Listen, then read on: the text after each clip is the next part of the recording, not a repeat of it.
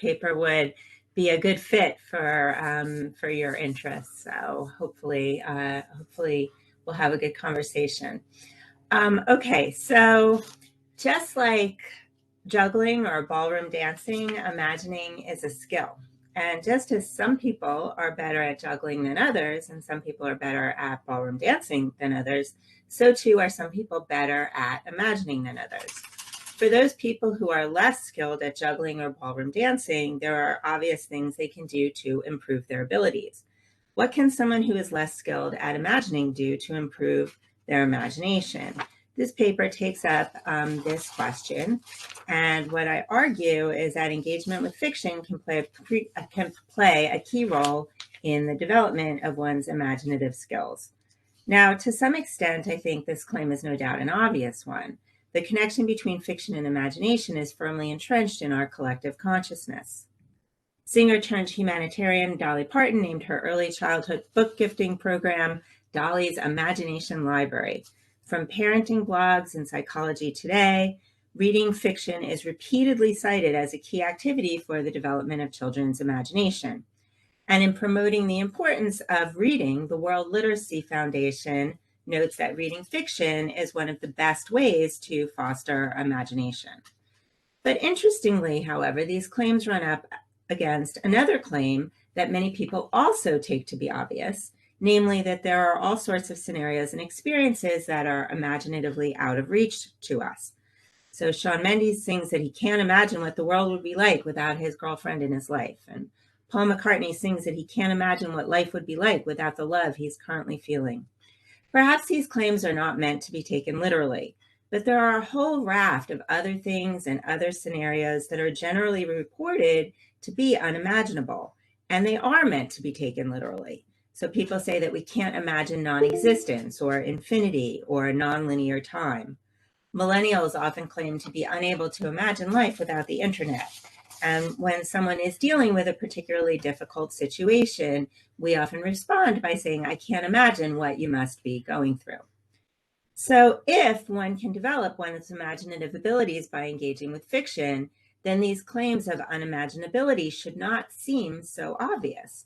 Perhaps as a beginner juggler, I can't juggle very well right now, but greater success at this activity is not something that's in principle out of reach to me.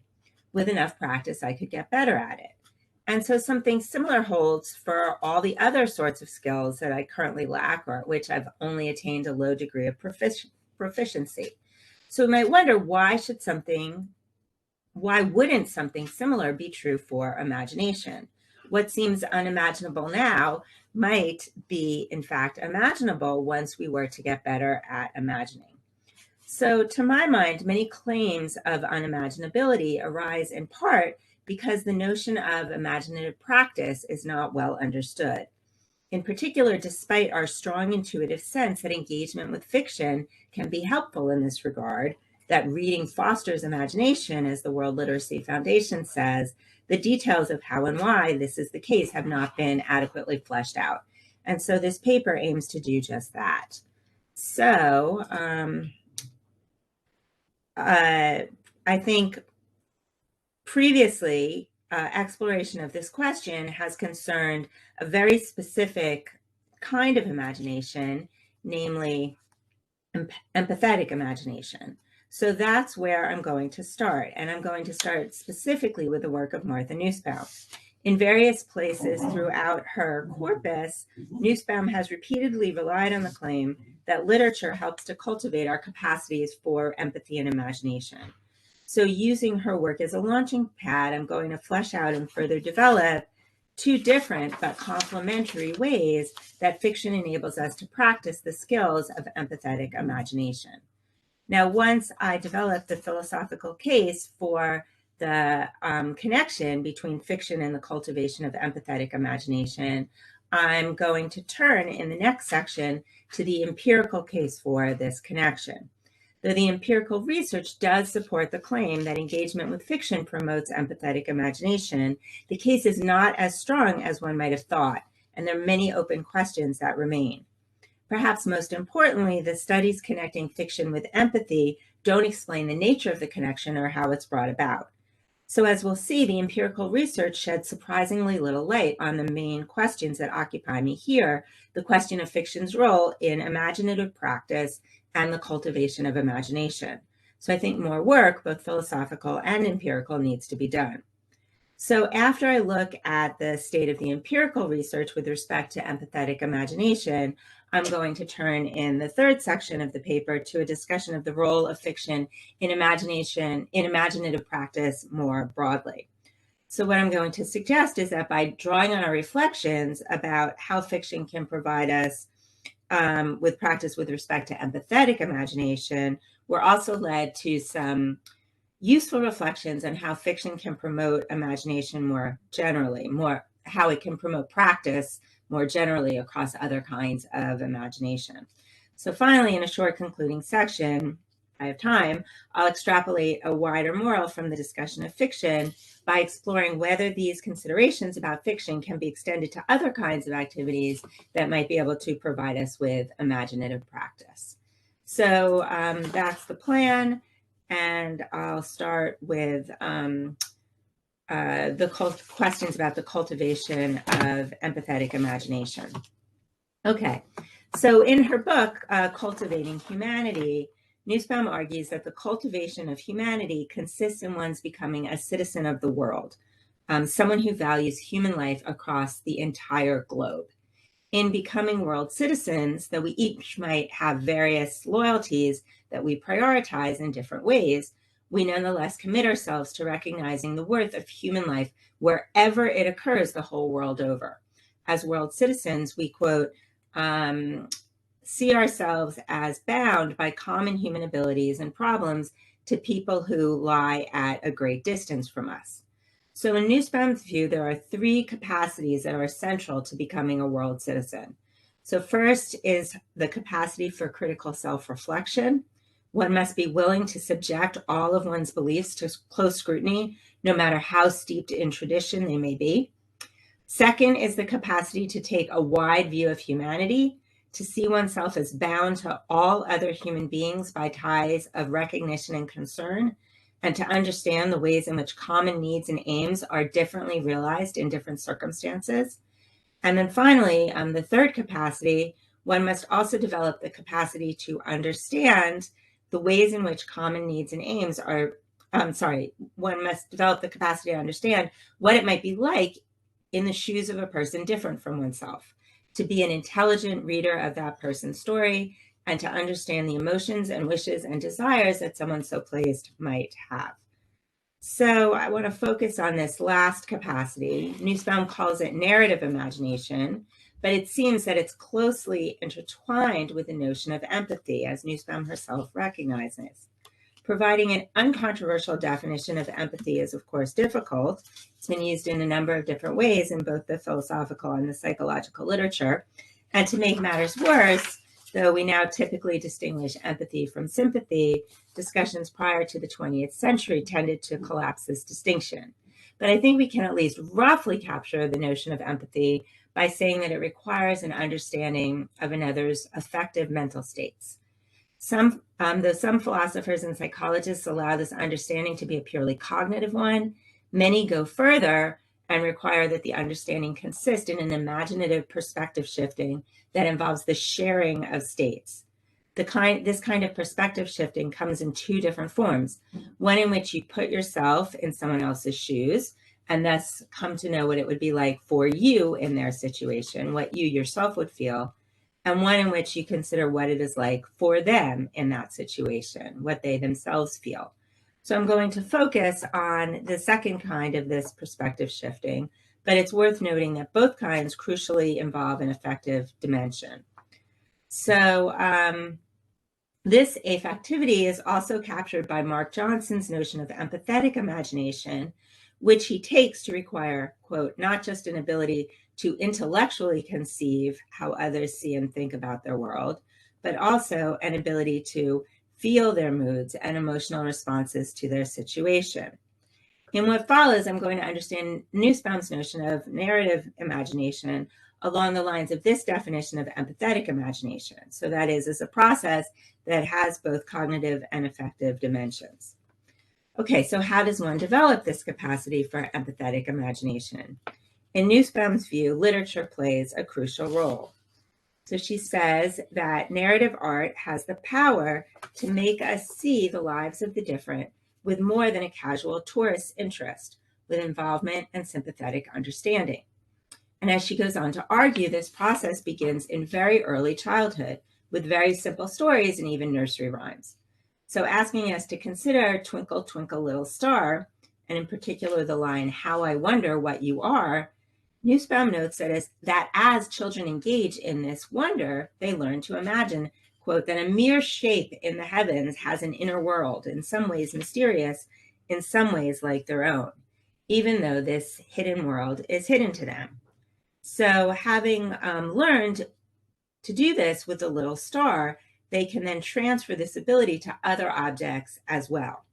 As the child engages with more stories, they start to develop a broader capacity for attributing thoughts and emotions to animals and to other humans, and thereby they also develop a capacity to understand them.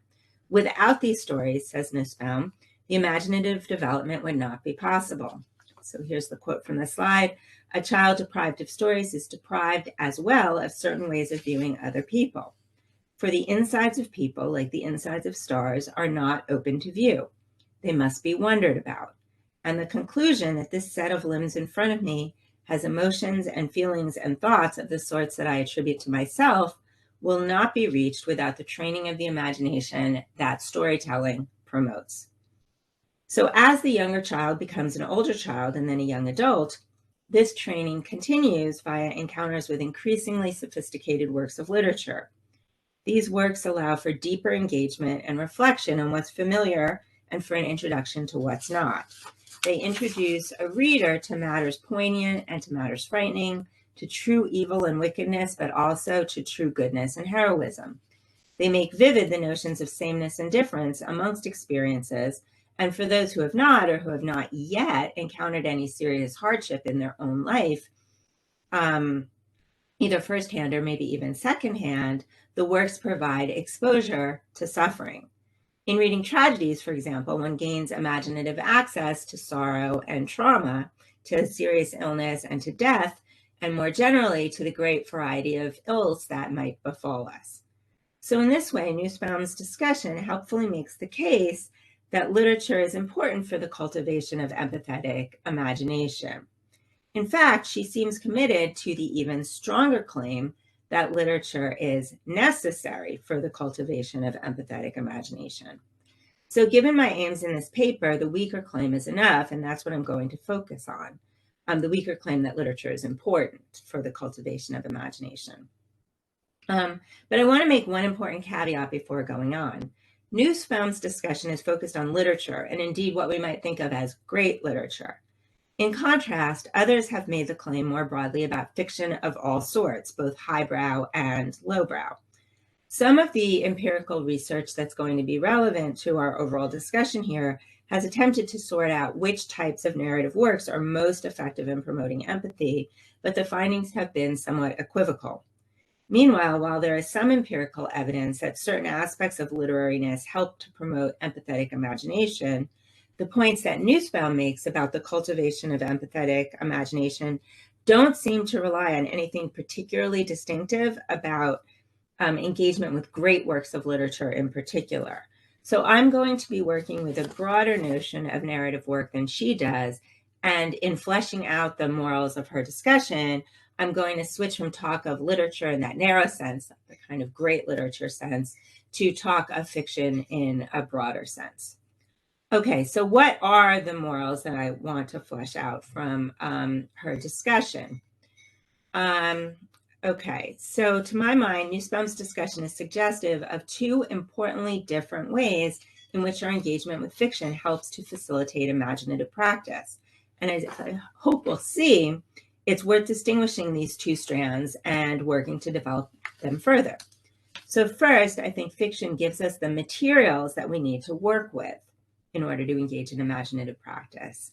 And second, I think it provides us with an especially detailed roadmap for using these materials. So let me take each of these strands in turn. If you want to develop your juggling skills, you might naturally start by tossing a single small ball in one hand and then moving to two balls with both hands, then three balls, then to other objects like clubs, and so on. So juggling practice requires materials of these sorts.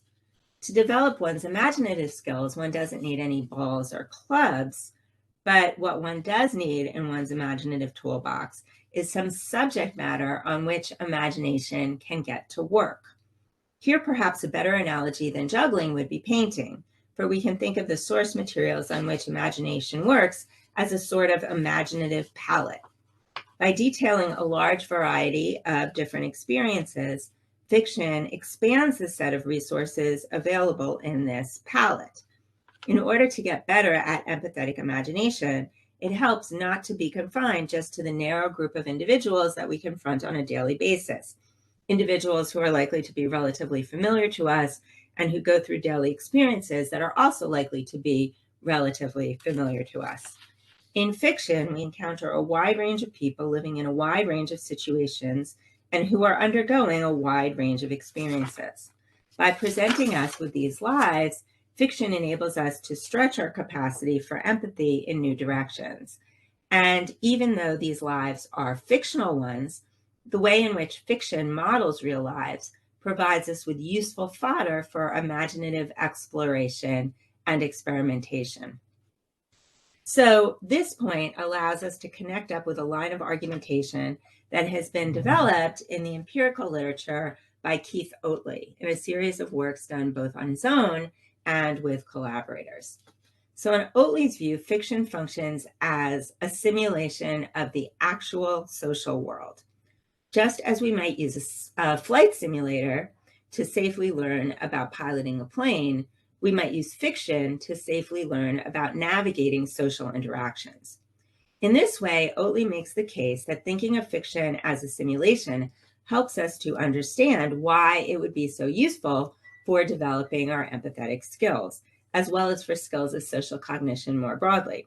So this adds an important further dimension to our assessment of the value of the materials provided to us by fiction. Not only does fiction prove to be an especially fertile source material for our imaginative practice, but it also provides us with a safe context with which to engage in this practice.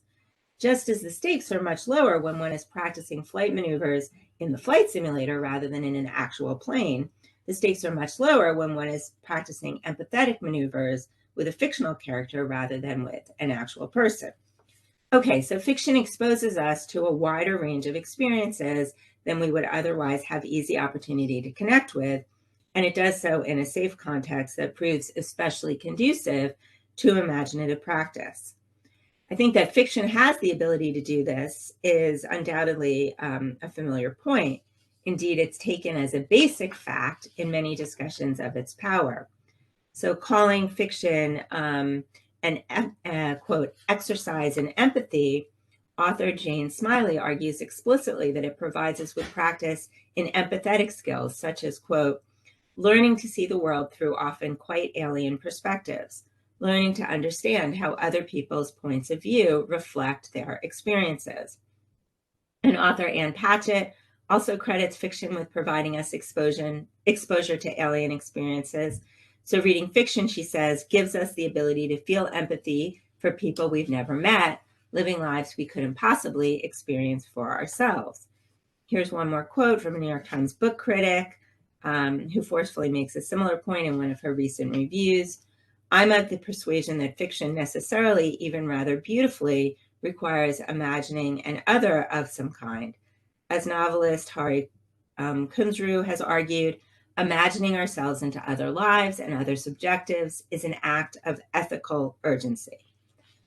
So, of course, this can go wrong in various ways. If one reads only a very narrow range of fiction, or one reads fiction that is so unrealistic that it presents perspectives that it's not possible to encounter in the actual world, then one won't get the kind of exposure that's necessary in order to cultivate one's imagination. Likewise, if one only engages with fiction in a very passive way, it's hard to see how our empathetic imagination would really be cultivated. But while these are real dangers, they strike me as directly analogous to the kinds of dangers that one encounters when engaged in skill development and practice more generally. Breath control techniques help to cultivate one's singing skills, but if one raises one's shoulders while breathing in, these techniques will not be effective. Moreover, if one approaches these techniques with a passive attitude, they won't be effective. But just as we don't take the fact that certain kinds of engagement with and misuse of breathing techniques to call into question the claim that these techniques help to cultivate one's singing skills, we shouldn't take the fact that certain kinds of engagement with and misuse of fiction call into question the claim that fiction cultivates one's empathetic skills. Okay, so having explicated the first strand in Nussbaum's discussion that points us to how fiction helps to cultivate empathetic imagination, I want to turn to the second strand in her discussion. And as I briefly mentioned earlier, here what's important is that fiction builds in an especially detailed roadmap for how best to navigate the material that it provides. So fiction comes with its own sort of user's guide, we might say. When we encounter other people in the actual world, we don't have direct access to their thoughts and emotions. Our access is only indirect by way of how they act and what they say.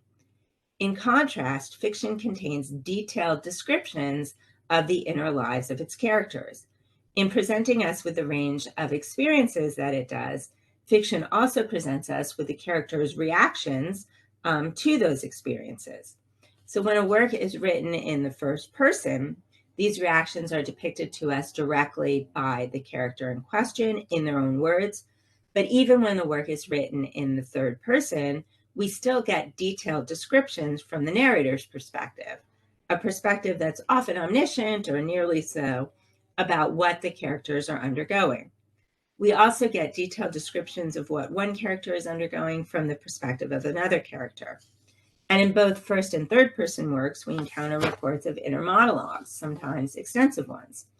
So there's thus considerably less guesswork to our empathetic explorations in fiction than in real life. And our empathetic imagination is able to get a toehold that it doesn't normally have in real life.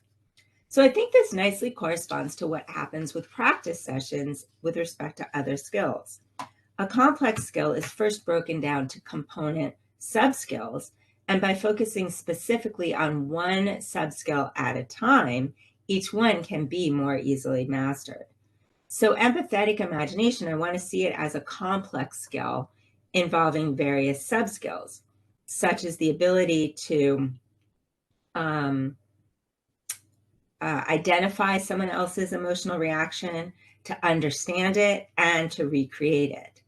I think that these abilities are often exercised jointly in a single imaginative exploration, but they can be separated from one another. So compare weightlifting. Some exercises push us to strengthen both our chest muscles and triceps at the same time, while other exercises isolate the triceps.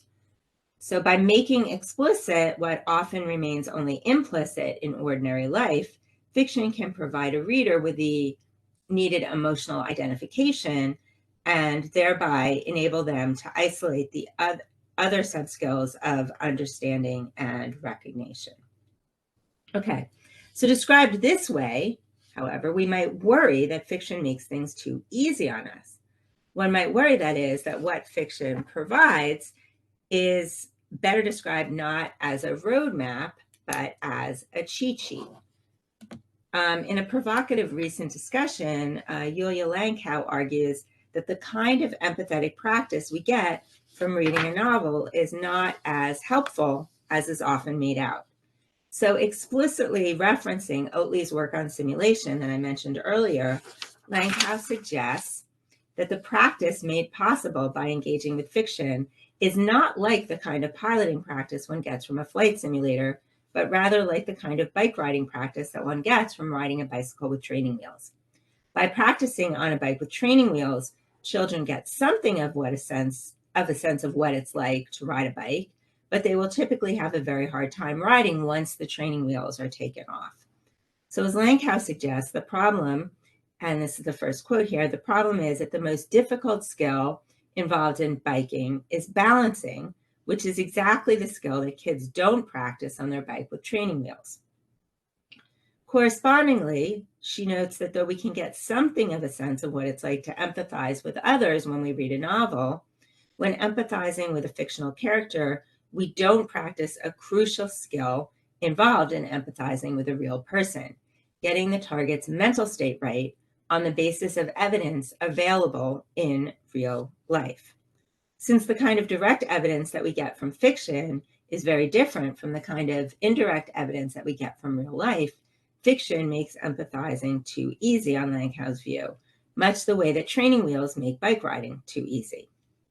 So that's Langkow's criticism, and I want to push back. The criticism strikes me as too quick for two different reasons. First, I don't think it does justice to the great variety of the great variation we get in works of fiction with respect to evidence of characters' mental states. That is, Langkow treats the evidence too indiscriminately. Though in many cases we do get very direct evidence, in other cases the evidence is less direct, even if it's more direct than in real life. So this suggests an important disanalogy to the training wheels case. There, things are all or nothing. You have to learn how to balance to ride a bike, and you don't get any practice at balance when you're using training wheels. The case of fiction is not all or nothing.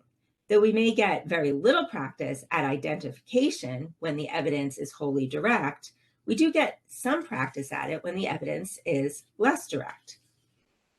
And in fact, even in real life, we will not always be limited to wholly indirect evidence when we're aiming to empathize with someone.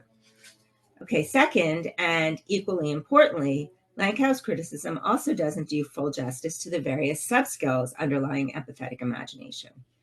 So I think though identification of another's emotional state is indeed critically important for empathetic imagination, so too is the recreation of that emotional state. The importance of this second skill is brought out by considering cases where the first is achieved without the second. So consider, for example, the science of affective computing. While computer systems may be able to identify with a high degree of accuracy the emotions that their human companions are feeling, there's a hollowness to this identification absent its recreation. Without the emotional simulation, there doesn't seem to be real understanding of what the human is experiencing.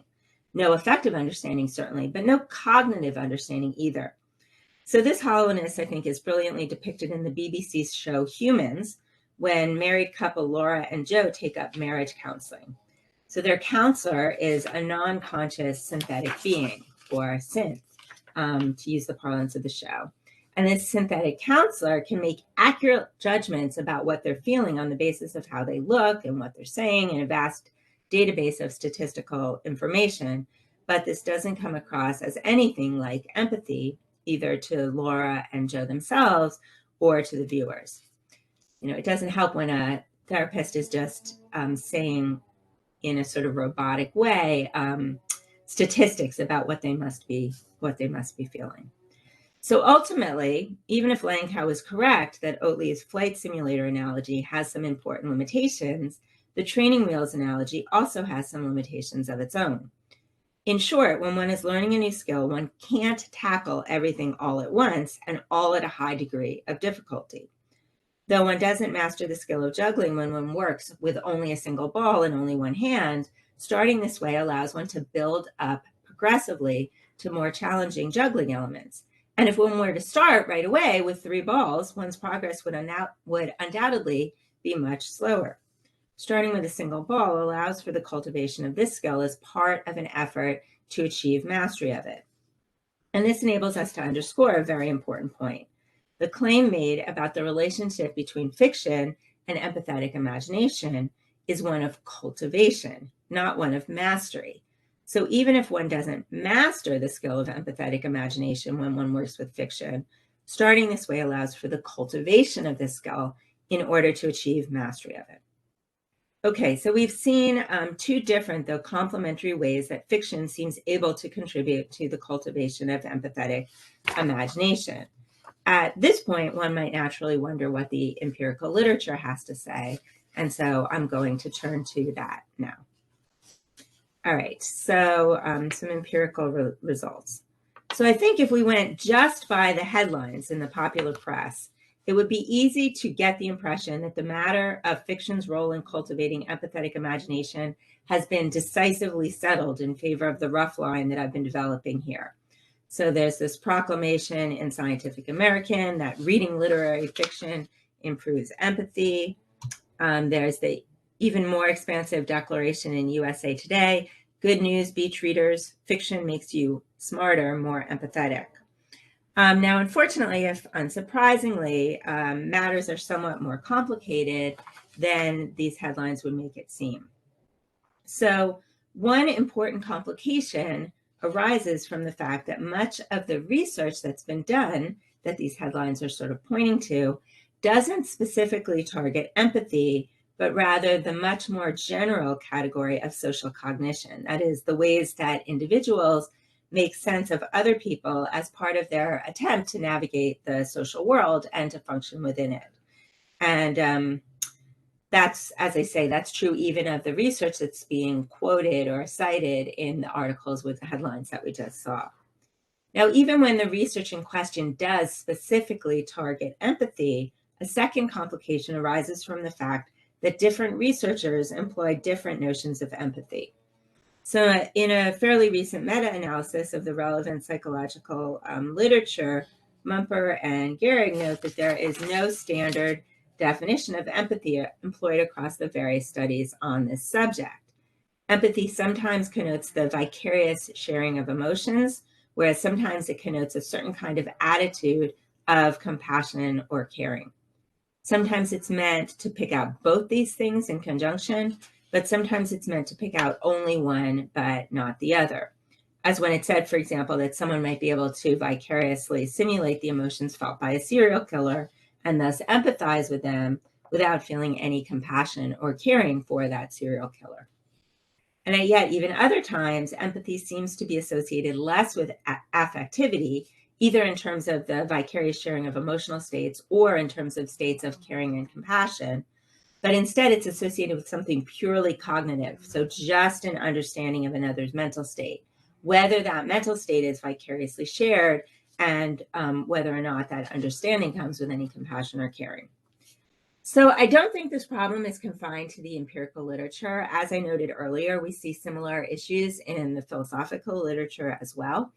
But the problem makes it surprisingly difficult to form a clear idea, a clear assessment of what the empirical literature shows regarding the connection between fiction and the empathetic phenomenon that I've been focusing on here, what I'm calling empathetic imagination. So consider, for example, one of the, do I have this here? Sorry, let me see what I have. My slides. Yeah, no, I don't have that. Okay. So consider one of the most highly touted studies in this broad area, and the one that's discussed in the Scientific American article, whose headline I showed you a moment ago. This is a collaboration by researchers David Kidd and Castano. Though Kidd and Castano's work did find that engagement with fiction led to improvement with respect to social cognition, the specific kind of social cognition on which they were focused was not empathy, but theory of mind. While there are undoubtedly connections between theory of mind and empathetic imagination, theory of mind skills do not need to involve any affectivity. Other studies focus on various kinds of helping behavior, but here again, helping behavior need not be directly correlated with empathy. So in this meta-analysis, Mumper and Gehrig attempt to sort some of these issues out. So in their analysis focused on 30 different studies, 16 that measured correlations between fiction and empathy, 8 that measured correlations between fiction and theory of mind, and 6 that measured both kinds of correlations. Now, as they concluded, there is strong support from a diversity of empirical evidence that engagement with fiction contributes to the improvement of social cognitive skills such as empathy and theory of mind. But as they also note, it's less clear what conclusions should be drawn about the size of the effect.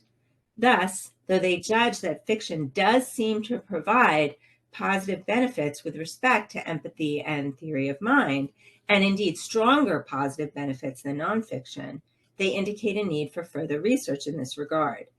In their view, while there are various issues in need of additional investigation, one of the most important avenues for future research concerns the causal mechanisms responsible for this impact. It's in their discussion of this issue that, for our purposes, the most important point emerges. The empirical research has not yet specifically tested specific hypotheses concerning the mechanisms by which fiction manages to provide the benefits that it does. So here they point specifically to Oatley's simulation hypothesis, noting that researchers need to move us towards more precise accounts of the content of those simulations in order for us to make progress in understanding fiction's impact. Only once such research is done, they say, will we have an adequate empirical foundation about the features of fiction that promote a positive impact on social cognition, that is, on skills such as empathetic imagination. So what this suggests, I think, is that the empirical research does not provide us with an answer to the main question that I've been interested in here, the question of how fiction helps to cultivate imagination. Indeed, it's precisely this question, as I mentioned, that Mumble and Gehrig suggest is in need of further empirical investigation. So to some extent, the philosophical inquiry in this paper could be usefully seen as providing some of the groundwork for that future empirical investigation.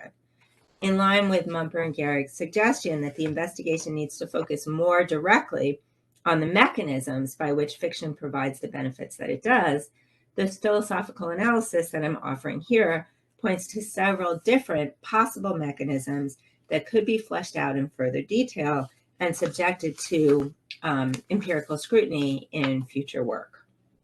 Okay, so that's a brief look at some of the empirical findings. And now I want to turn to the cultivation of other types of imagination. I've been focusing on empathetic imagination. Having looked briefly at the state of empirical literature, I want now to return to my overall line of argument. My discussion in the first section of the paper suggested two different ways that fiction seems to enable the cultivation of empathetic imagination, so to provide us with practice in this regard. But fiction's ability to cultivate imagination should not be seen as limited to empathetic imagination. So what I want to do in this section is extend the discussion of fiction's role in imaginative practice to other types of imagination, and thus to other types of imaginative practice. So to do so, I want to first note that empathetic imagination is a more specific form of what's often referred to as experiential imagination, the kind of imagination in which we project ourselves into an imagined situation and imagine the experiences, visual, auditory, emotional, and so on, that we would have. It's for this reason that experiential imagination is often referred to as imagining from the inside. So, for example, I might imagine being caught up in a rainstorm and getting completely drenched. Though in the earlier section, my discussion focused on ways in which fiction might help us become more adept at imagining others from the inside, it should be fairly straightforward to extend the points we made to experiential imagination more generally. But philosophers working on imagination often discuss other kinds of imagination in addition to experiential imagination. So there's also propositional imagination and sensory imagination. Propositional imagination is often understood by way of analogy to other propositional states or propositional attitudes, so as an attitude towards a propositional content.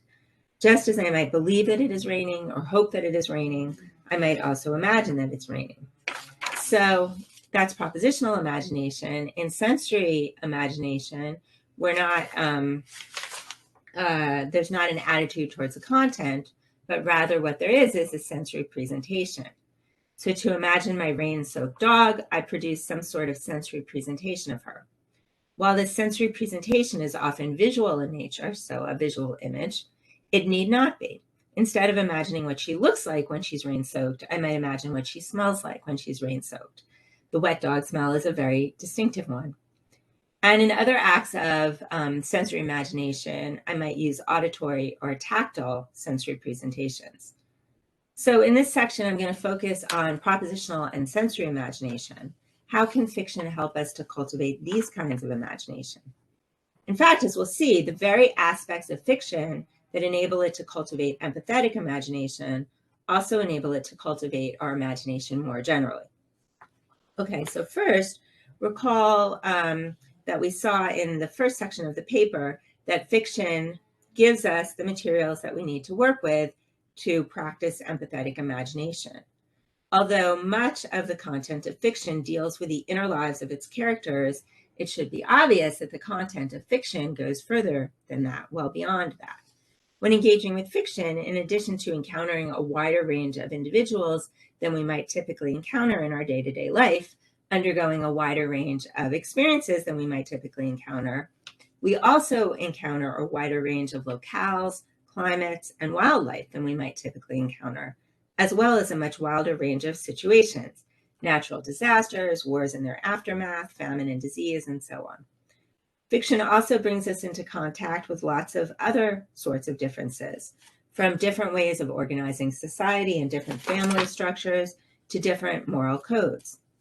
As was the case with the source materials provided by fiction for the practice of empathetic imagination, the source materials provided by fiction for the practice of imagination in general are much greater in scope and intensity than we would otherwise likely have available to us. So these source materials prove useful in cultivating skill at both propositional and sensory imagination. So why does it help to have all this new source material? Let's focus for a moment on sensory imagination. When coming across descriptions of characters and places, readers will often form mental images of what's being described. In fact, this aspect of imaginative practice is explicitly commented on by the World Literacy Foundation, right, an organization that I mentioned right at the start of the paper. When they're commending reading for its benefits in developing imagination, the World Literacy Foundation notes that reading allows one to, quote, practice imagination by letting the words describe a certain image while the reader manipulates that picture in the mind. This practice strengthens the mind as it acts like a muscle. Behind here. The more elaborate the descriptions encountered, the more elaborate the mental images are that readers will likely be producing, and thus the more that imagination is stretched. But I think not only does fiction provide us with new source material in which to practice, it also gives us practice at recombining source material that we already have in new and different ways with respect, and this recombination also stretches our imagination. I think this is perhaps most evident with respect to sensory imagination. So consider, for example, the many creatures of myth and folklore and fantasy. To imaginatively recreate the hippogriffs and the griffins that we read about, we have to combine the front quarters of eagles with the hind quarters of horses and lions. And to imaginatively recreate Pegasus or a unicorn, we have to add a body part to horses that they don't already have, be it wings or a horn. These imaginative additions and recombinations can sometimes get quite complex. Take the manticore, a creature with the face of a human, the body of a lion, and the spiked tail of a scorpion. And sometimes manticores are often described as having the wings of a dragon. Now, in order to engage with this creature, as one reads about it, one has to imaginatively put all of these different pieces together. In this way, fiction helps us to practice these combinatorial skills and correspondingly stretches the combinatorial powers of imagination, a process that in other work I have referred to as imaginative scaffolding. Now, although I didn't talk about this aspect of imaginative practice when I was talking about empathetic imagination in section 1, it's worth noting that a similar point applies in that context as well. So consider the fatal school bus accident depicted in Russell Banks' novel, The Sweet Hereafter. Perhaps you've never experienced the deep and intense grief that Billy Ansell experiences when his children are killed, but you might have experienced a mild grief as well as deep and intense emotions of other sorts. So when reading this novel, you might draw on this source material from your own life, recombine it, and then scaffold out in an effort to understand and recreate the experiences that Billy is going through. Now, of course, these recombinations are not trivial, certainly not as trivial as I'm making them here sound, and the picture that I'm presenting is undoubtedly oversimplified.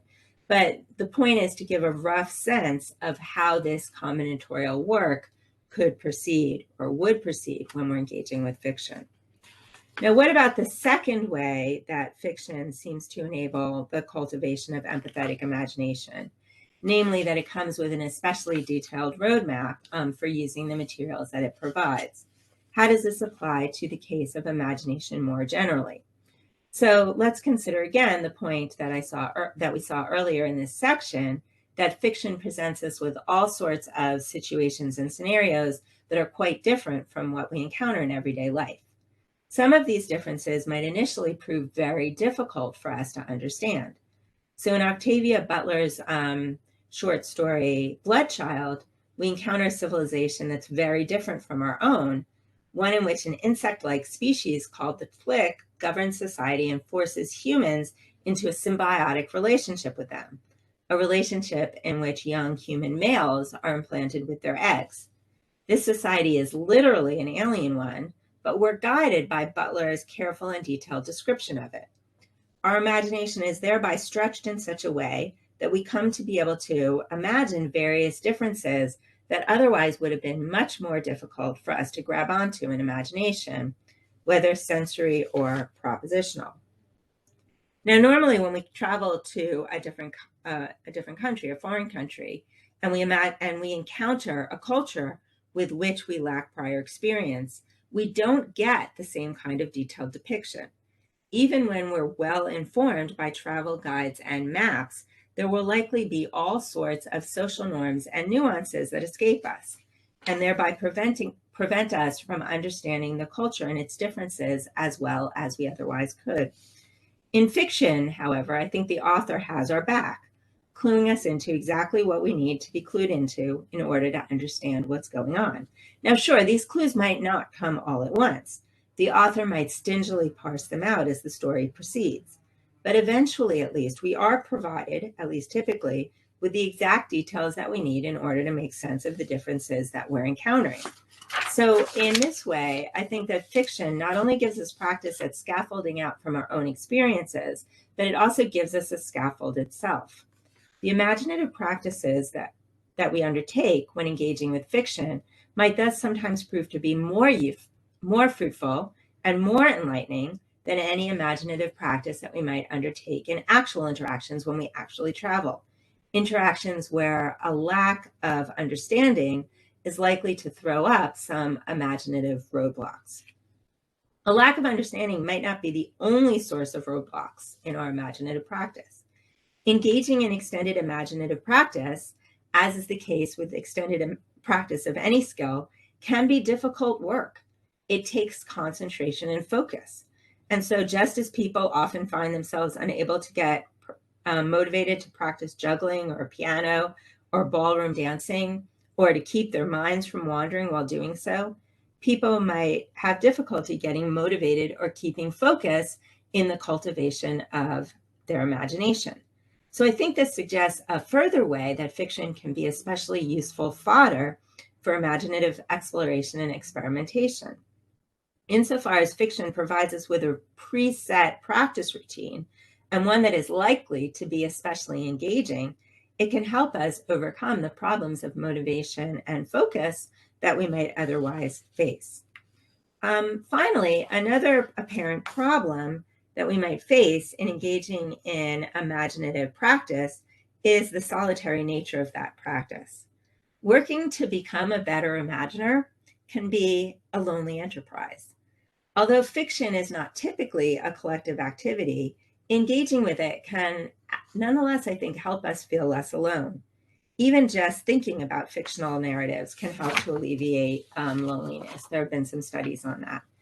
In fact, many people who engage with fiction come to think of fictional characters as friends and respond to them as they would respond to a real-life friend.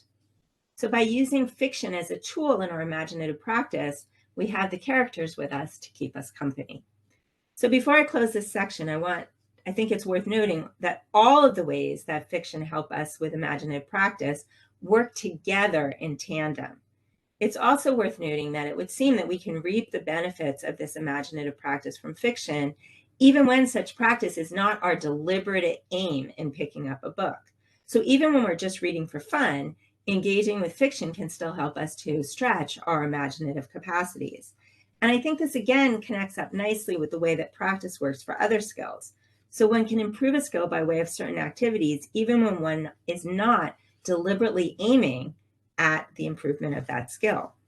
But just as these other skills do often require deliberate practice in order for one to make significant improvement, we might naturally expect something similar to be true in the case of imagination as well. That is, attending in some ways to one's imaginings while reading may well be necessary in order to fully reap the benefits that this activity can provide with respect to imaginative practice. Okay, so I just want to say a couple, this will be really quick, but just a couple of brief morals by way of concluding remarks. Right. So over the course of this paper, I've explored various ways in which fiction can help us to cultivate our imaginative skills not just of empathetic imagination, but of other types as well. So now I think a natural question arises, how much of this is specific to fiction? So to think very quickly about this question, I want to separate two ways that it might be unpacked. So first, one might wonder whether we couldn't just as easily engage in this kind of imaginative practice with works of nonfiction. So it's fiction versus nonfiction. And second, you might be making this point with respect to other kinds of activities altogether. So activities that don't involve text at all. So some of the empirical research that I was considering in the second section of the paper takes up the first of these questions, the fiction versus nonfiction question. So for example, in the work that's done by Kidd and Castano, some study participants received nonfiction passages and some study participants received passages from fiction. And the fiction passages were divided in two. Some were from literary fiction and some were from popular fiction. So though Kidd and Castano's results suggest that engagement with literary fiction has benefits that engagement with other types of works don't have, as I mentioned earlier, this study seems to be more focused on theory of mind than it is on empathetic imagination.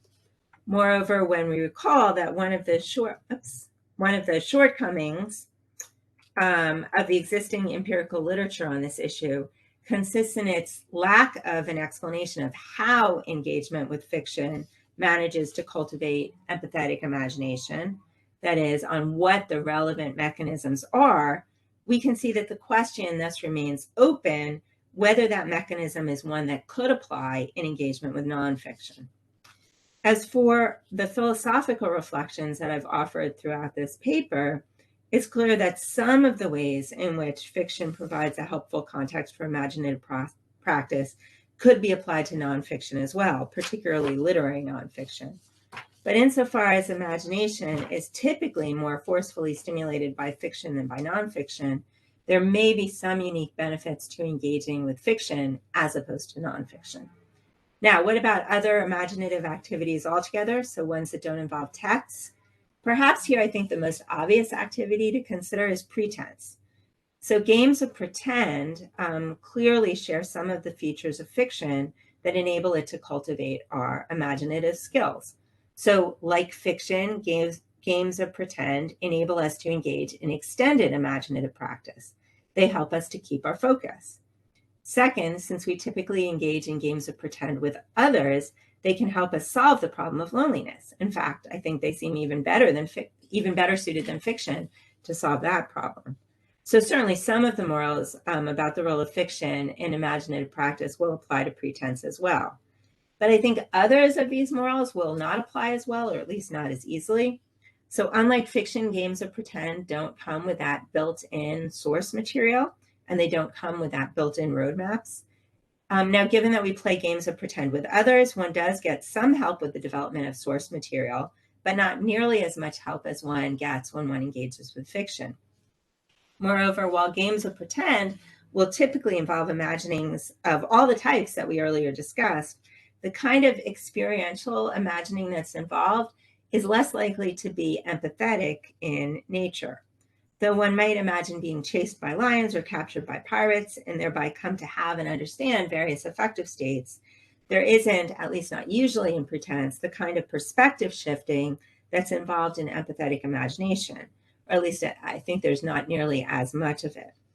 So while it seems that pretense, like fiction, is definitely useful in the cultivation of our imaginative skills, it also seems clear that fiction has some benefits in that regard that pretense does not. And I think this point likely applies to other imaginative activities as well. So for example, thought experimentation. So then, to return to the quotation which I started with, it seems that the World Literacy Foundation has indeed been vindicated, at least to some extent. Reading fiction is certainly not the only way to foster imagination, but it does seem to be one of the best ways to do so. Okay, I'll stop there. Thank you.